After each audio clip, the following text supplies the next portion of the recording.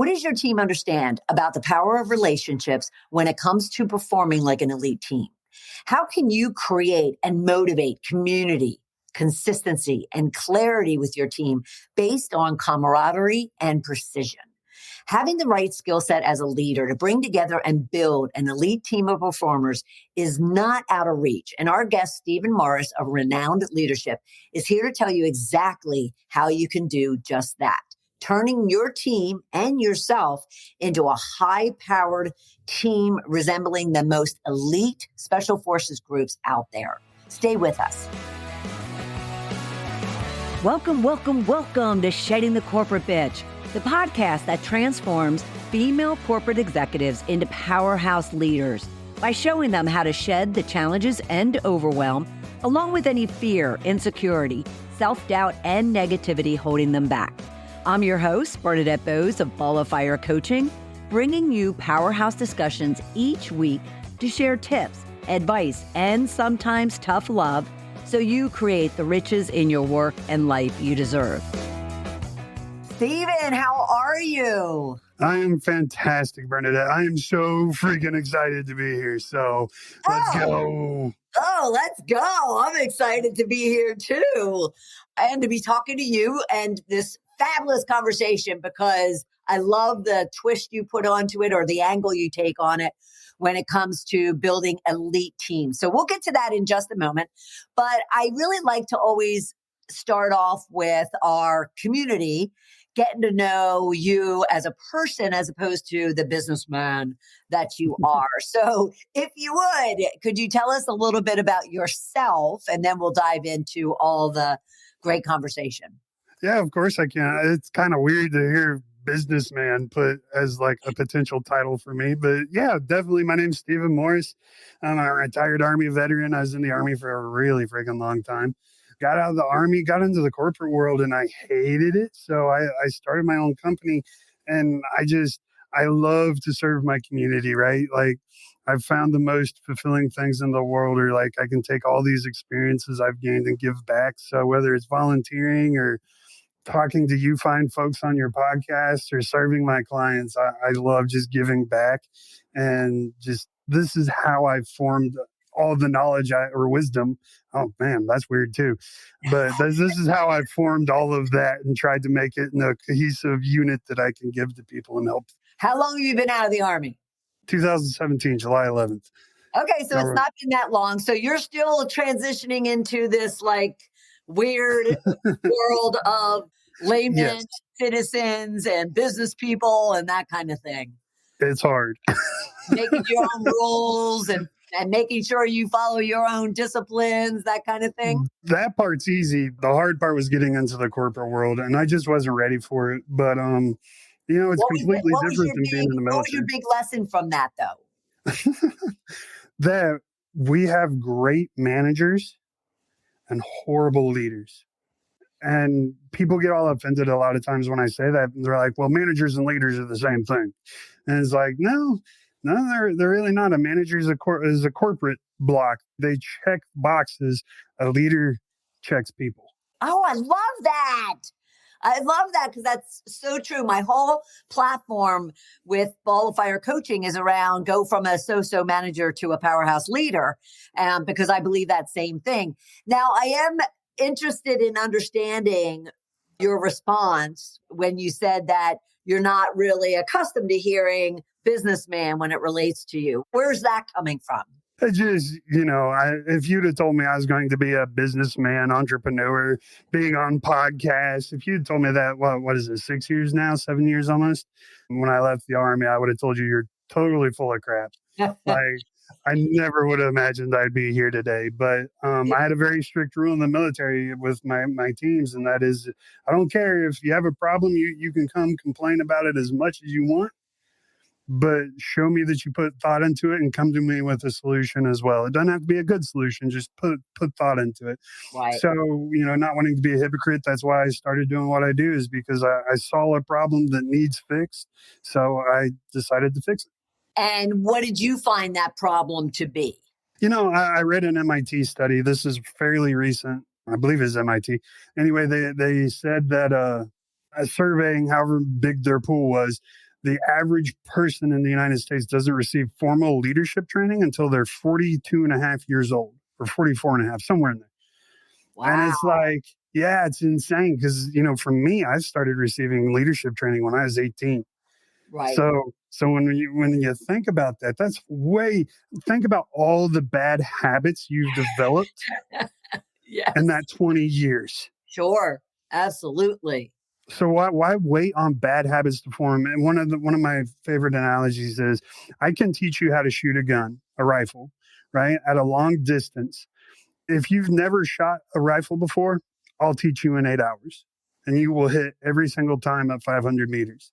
If you grew up shooting with your dad or whatever, it'll take me weeks to teach you how to shoot at a distance because you've developed so many bad habits over the years that we have to untrain and then retrain. Right. Right. Right. So why do we wait on all these bad habits to form before we start? It's idiocracy. It's crazy. Say it like it is, Stephen. That's what we love here at Shedding the Corporate Veg. So do you find that in order to build an elite team, as you talk about, that you can't rewind, to that 20 years, but you can certainly ensure that as you're getting new people in, especially if they are on the younger demographic age spectrum, that you are providing that guidance, that training, that coaching. Is that what you're kind of trying to advocate out there? Honestly, Bernadette, I'm not scared of a challenge. So come to me with all your bad habits, and I would love to systematically crush every single one of them.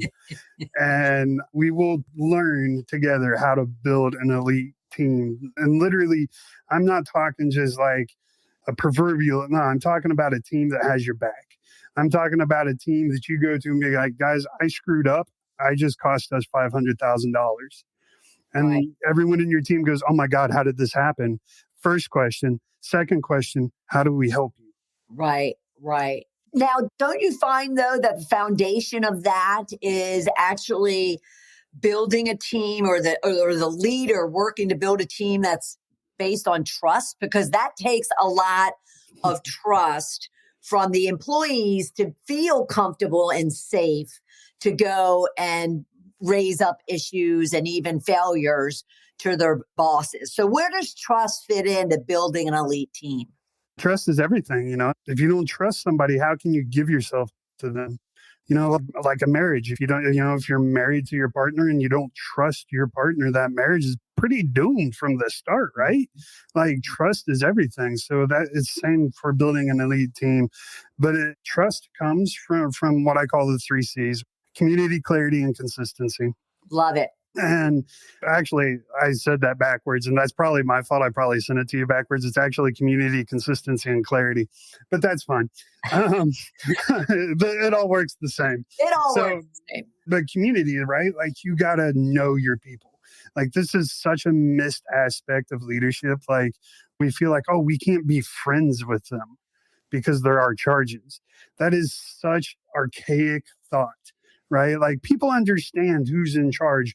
As long as you place boundaries, they're going to understand when it's okay to be a friend and when it's like, okay, time to shut up and work. Right. Right. Right. So, it's just about establishing boundaries, but we miss this mark so much of, if I may share a personal story, I had my superstar, my rock, right? She was, anytime I needed anything, she was right there. I had leaned on her for everything. She was the best, like the best.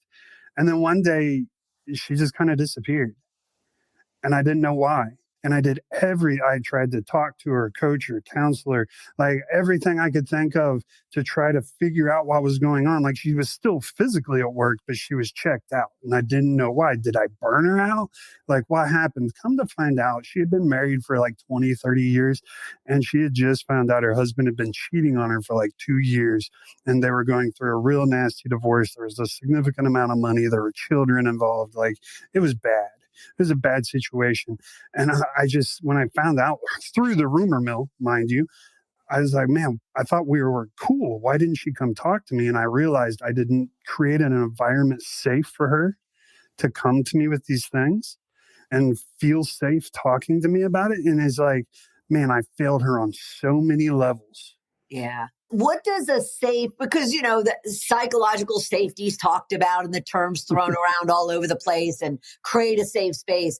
And a lot of people will be like, Bernadette, what the heck is a safe space? I mean, is it a closed door? So how do you describe a safe space for someone to, like her, to have come to you as opposed to allow it to swirl in the rumor mill? Yeah, absolutely. And you're right. It's such a buzzword, and I'm guilty for using it. I know, No, no, but no. You what want to talk can I about say? safety. Yeah, yeah. But no, it is a buzzword. But the thing is, you have to create a space where there is mutual trust, right? Lack of judgment. You got to be a active, engaged listener, right? You're not jumping to solution first. You're just listening. People just want you to listen to them, Mhm. right? They need to feel comfortable that it stops at you, right? You're not going to go talk about it to Joe Schmo at the water cooler. That information is sacred and it's safe with you. That they have to know that it's not going to affect their work, right? You're not going to start reprimanding them just based on them coming to you, right? Of course, like there are extenuating circumstances where, if they screwed something up, but in general, it is just completely safe that there is no repercussion for them coming to talk to you. Mhm. And a lot of times it's like, I can't go talk to him about this because if I can't control this at home, maybe I got a DUI and maybe I can't go talk to my boss at work about me screwing up and getting a DUI because if he can't even trust me to drive, how is he going to trust me to handle millions of dollars? Right, right. And that's big, not just the DUI example, but it's big to have that trust and that camaraderie you talk about. Right. And so where does the community consistency and clarity come into play when it comes to building that space, building that elite team? That is what goes into building the elite team. You have to create that community where everyone feels safe, everyone feels heard, everyone feels valued, everyone feels like they're a part of a team. I've seen soldiers from back in my military days that would just be complete eggheads. And I don't mean egghead as in smart. I mean just as smart as an egg or as useful as an egg. Just not good soldiers get to me. And they spend a few weeks. It just takes a few weeks of being in an environment where everybody's a team, where everybody matters, everyone's voice matters. And all of a sudden, like you start seeing these soldiers come around. That community is so important. That's why it's first. Consistency. You want trust from your team members? Well, first of all, you have to consistently trust them, right? Trust isn't freely given and you have to trust them before they'll ever trust you. I know it seems counterintuitive, but I promise you it Right, works. right. You have to consistently make decisions, show up the same way every single day. I know it's hard because we have bad days and some days we just don't want to show up, but we have to. It's our job, right? Mhm. They need us to show up and make decisions the same way, communicate the same way. Our demeanor is the same way, no matter what. They see us as a rock, Mhm. an immovable object, right? Love it. And then clarity. We have to communicate consistently, constantly, whatever word you want to use, and clearly. Like that communication piece is so important. If your team knows where they're going, what they're doing, and what their mission is, I promise you, with those other two pieces in place, you're going to see drastic results. So going back to that rock star that you had that all of a sudden kind of fell off, and you made a comment that you didn't, not that you disappointed, but you just didn't support her, like you weren't Mhm. there for her. So one, how did you recognize that? And how did you feel when all of a sudden you recognized that? But then more importantly, what changes did you make to transform yourself and the approach you took with the team in order to now kind of be that be that leader that ensures that they have created community, consistency, and clarity? Yeah. So the first part of your question, I felt hurt. Like I felt like she stabbed me in the back. I thought we were tight. I thought we had that relationship, but I was wrong. Right. I was taking for granted our relationship basically, and I wasn't putting in the work. The work being what, do you think? Just being engaged in her everyday life. Right. Like that's all part of creating that community as well, which I didn't talk about. But you have to know them as people. Right. And I didn't take that step. I couldn't have even told you her husband's name. Right. And that's my bad. In the military, I knew all my people's, I knew their spouses, their children, their parents, their birthdays, their anniversaries, the day their mom died. Like I knew all of those things. And then I get into the corporate world, and I guess the corporate world ruined me a little bit for a short period of time, poisoned my mind, if you will. And I had to get it back. But yeah, that's what happened. The changes I made is just went back to my roots, understanding that this is how I build elite teams in the military, and this is how I need to build elite teams in the corporate world. I love that. Now I have to ask, because it's been pinging me mentally since we started the conversation, how much of the structure and the rigidness of what at least people perceive the military to be, and the discipline, and then even the consequence, how does that show up or is received by the teams and the leaders that you work with? Because a lot of corporate doesn't, they don't, they don't necessarily want all of that structure and rigidness. Right. They need it, but they don't necessarily want it. Look, one of the reasons I started doing this is because I had a mentor tell me, dude, if you could bottle this and sell it, you'd be a millionaire. And I'm like, well, I can bottle it. So let's go, bro. Do it. And so if that's what you want, then the discipline, I wouldn't say rigidness, but the discipline is a must, right? But there's a great thing about discipline is it's not inherent. Discipline is learned, right? So I know it sounds daunting. I know it sounds horrible, but I promise there is nothing more freeing than going into your team and being like, hey, I need 2 people to do this. I need 1 person to do this. And I need 3 people to do this. And they're like, oh, yeah, I got that. Yeah, and they divvy up amongst themselves. They're like, yep, we got it. You're like, cool. Call me if you need me. Yeah. And you have absolute trust that your work is going to get done. And you are free to go do the things you need to do because your team's got you. Right. And if they don't, then they will come to you. So, I mean, I know the idea sounds scary, but I promise you it's not.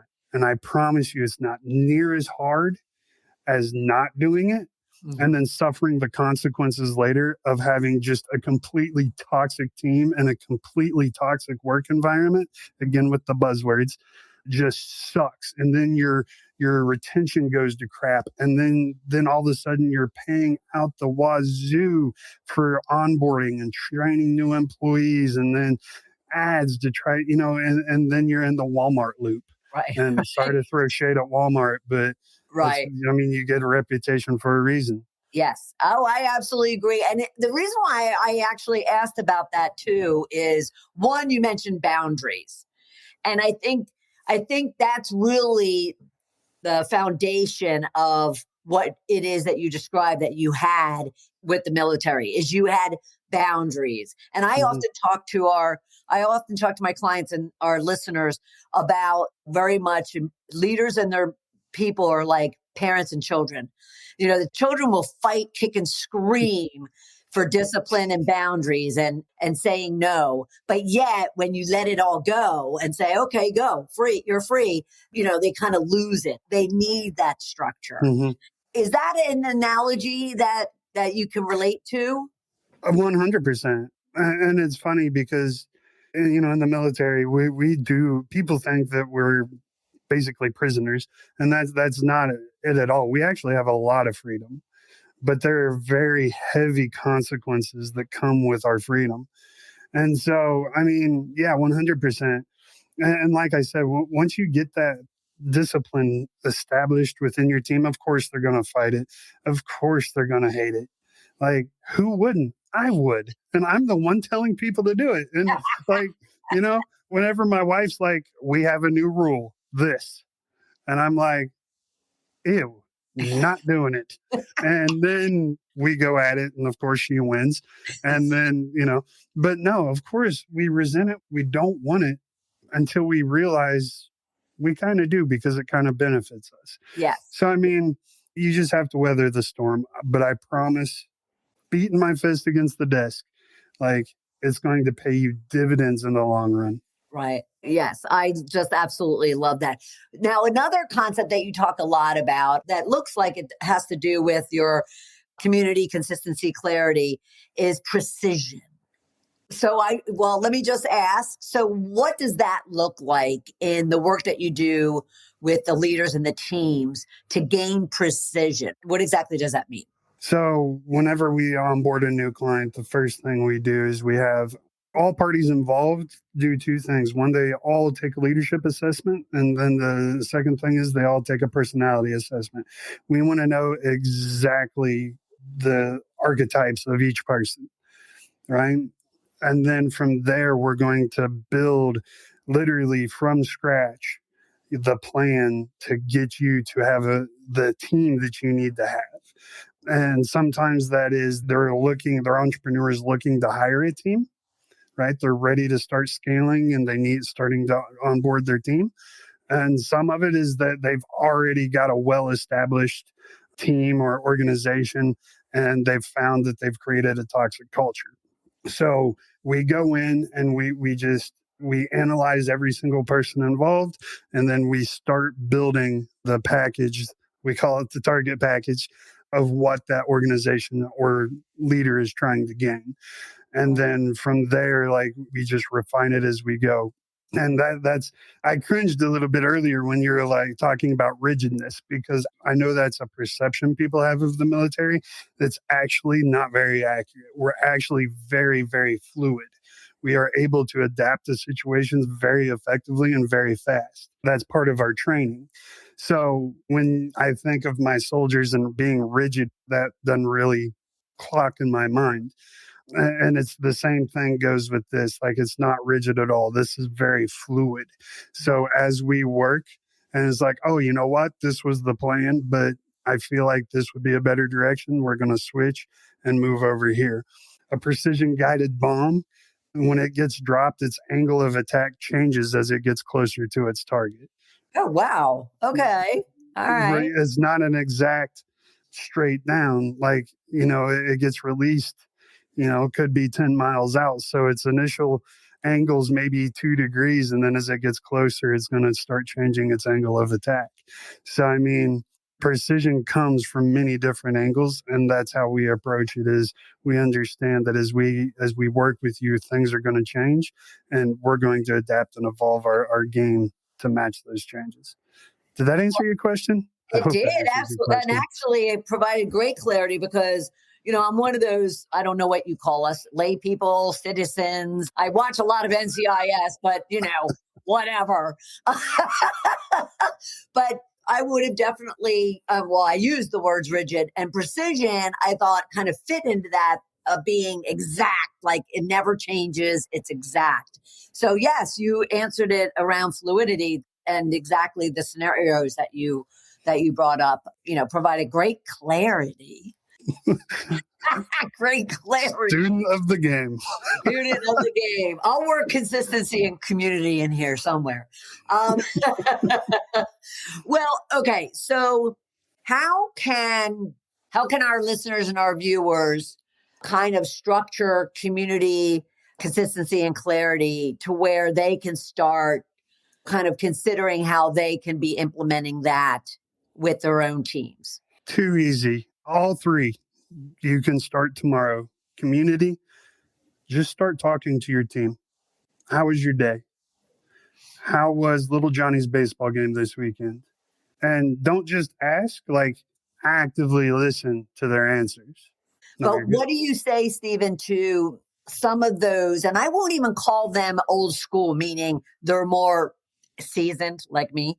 They've been around a while. But what do you say to those that still have this philosophy that business is business? It's not personal. And I don't need to know how Johnny's game went, of one of my employees. What do you say to those type of people who kind of push back on that personal relationship building?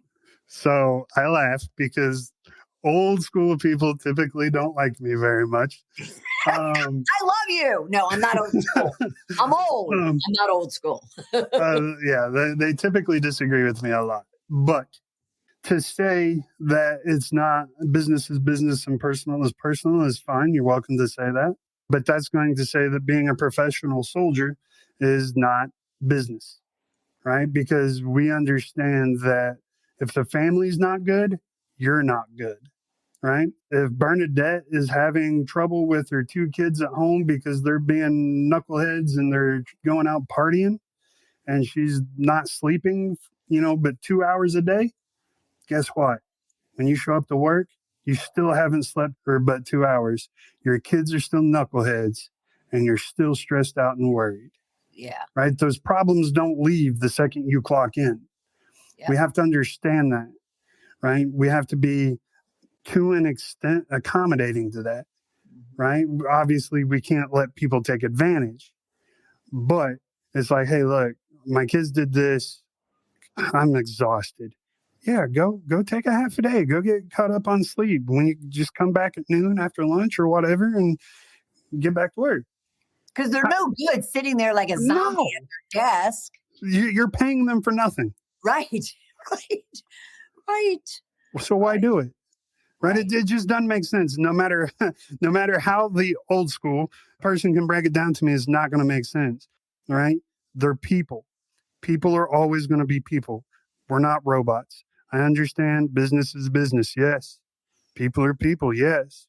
But these two things have to merge and coincide from 8 to 5 or whatever your hours are. Right. And then you started talking about communication when it came to that clarity piece of the 3 C's. Where do you find the biggest challenge for many, and I'll call them so-called managers, not that are working their way to being leaders, but what is the biggest challenge they have when it comes to communicating with their team? I will answer your question with the question, and I apologize because I get really mad when people do that to me, but this has actual educational purposes, so bear with me. That's okay. Think about your last boss and what was your company's mission? Okay, that's fair. What was your company's vision? To be the largest global technology leader. I do know that. That was it? Well, hopefully it was a little more refined than that. It was more refined than that. That's fine. What was your company's elevator pitch? That I couldn't tell you. We're 14 years away from my last boss, but yeah. My point is, that's the start of where we fail. If our team can't articulate our mission, if our team can't articulate our vision, if every single person on our staff, from the receptionist to the call booker to whatever, doesn't know our elevator pitch, we have failed in communicating. Well, what steps does the leader take with the team to ingrain that and get that clarity out into their team, if not the whole company as a whole? I mean, there are a million ways you can do it. My personal favorite's to gamify, right? And so each week I'm going to create a silly little game, and it can be via email, and it's going to look something like, hey, the person that comes up with the best paragraph that includes our vision is going to win a free day off or something, and it'll be a community vote. Right? Everybody gets a vote on the best one. No one's going to know who's is who. And I'm going to select the top 3. Everybody gets to vote on the others. And, you're going to gamify it. And obviously, I'm not putting a lot of thought in this. This just came off the top of my head, so don't judge me. I wasn't prepared for this question. So, just throwing it out. Anyway, but no, I'm going to gamify it, right? And this is just me. This is my leadership type. I'm very energetic. I'm very active. I love to play games. So automatically, I assume everyone else does too. And so that's how I'm going to do it. It could be at, when you have your Monday morning meeting, the very first thing you say to open the meeting is the vision statement. And then everyone's going to hear it and they're just going to remember it over time. Right? There are a million different ways. It just depends on your personality and how you communicate that will resonate with the people. But you got to remember your team, again, they're not rigid, they're malleable. So they're going to adjust to you as the leader. So don't be afraid to embrace who you are and communicate the best way you communicate. The best leader I ever saw since I left the Army. Well, your show's called the course Shedding the Corporate Bitch, so I'm pretty sure I can say this. He had the worst resting bitch face I've ever seen in my life.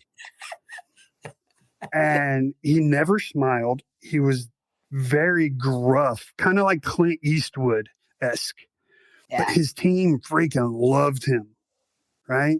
And it wasn't about the pleasantries. It wasn't about the standing at the door every day. And he never did that, by the way. He never told anyone they did a good job unless they legitimately did a good job. But his team freaking loved him just because he embraced who he was and used it to benefit his team. The most important thing that I saw him do is he always put his community first. He always showed up consistently the same way every single day. And he always communicated very clearly with them. They always knew where they stood. They always knew what their job was. They never had questions. The 3 C's right there. Woo, woo. Give it up. Give it up. Steven, that was awesome. That was absolutely awesome. It got me out of my seat. That was absolutely awesome. Is there any last closing comment, statement, tip that you would want to leave us with? Although that was pretty damn good. Yeah. But anything else? Yeah. Just be yourself, right? You don't have to be, MLK or JFK or Ronald Reagan, whoever you want to choose. Like, you don't have to be Jesus Christ. Like, just be yourself. Right. It's enough. You are enough. And if you show up authentically and just authentically be yourself and then consistently work on yourself every single day to be a little bit better, you're going to do fine. My mentor in the Army, my greatest mentor of my life, the only thing I actually really remember that he taught me was there's no such thing as a wasted day as long as you learn one new thing every single day. Just be yourself and keep improving. Beautiful. Beautiful, beautiful. Steven, thank you so much for this fabulous conversation. Very enlightening, a lot of fun. Thank you. And definitely elite to building a team with clarity, consistency, and community. I went backwards. Close enough. No, I went backwards. Oh, okay. That's fine. Like I said, it doesn't matter how you say it. It all works the same. So I shook it up a bit. Well, thank you very much for being part. I really appreciate it. It has been an absolute blast. It's been my pleasure. And I hope you have me back sometime. Oh, absolutely. We might have to get into like the whole how do you be yourself conversation. Hey, yes. I'm good at that one too. Took me 40 years to learn that one. And I'm still learning it. You and me both. Thank you, Steven. Thank you so much, Bernadette. What a powerhouse Steven was. Steven Morris of Renowned Leadership. I had a sense when I even first saw his profile, without it saying anything about it, that he must have had some military background, because everything that we talked about had to do with building an elite team, precision, camaraderie, trust, discipline, boundaries, and how critical all of those things are, despite the fact that many of your employees want to be kicking and screaming to not have to have any rules, have any structure, have any boundaries, have any restrictions. And yet how critical it is to really being high performing individuals and then a collective as a team. So he, talked through his 3 Ps, community, consistency, and clarity. He talked about that power of relationships, more so the relationship that leaders have to have with their people. I always talk about the fact that people are not robots, and therefore we have to, as leaders, and if we consider ourselves as leaders, we have to get to know our people. And he even talked and shared about his philosophy around the fact that if their family's not good, they're not good. So if one of your people are off or just not performing how they typically do, or even to their capability, then there might be something else going on than what is happening within the confines of work. So he talked about the importance of really learning and getting to know and connecting with your people and building that community. It was a fabulous conversation. And you have to admit, I don't know, I had a lot of fun. Did you have a lot of fun? I had a blast talking with Stephen. So I hope you did as well. And we would love to know what your feedback is in regards to, the conversation, what comments you might have, what questions you might have. So feel free to follow me on LinkedIn and leave your comments. All right. And then if there are any questions over and above all the conversation that we had, then be sure to book a call with me and let's discuss it. Let's figure out what you might be challenged with when it comes to being a powerhouse leader and building that powerhouse team. You can book a call with me at coachmebernadette.com/discovery call. I'm so honored that you were here with both Stephen and I today, and look forward to having you for another episode of Shedding the Corporate Bitch. Take care.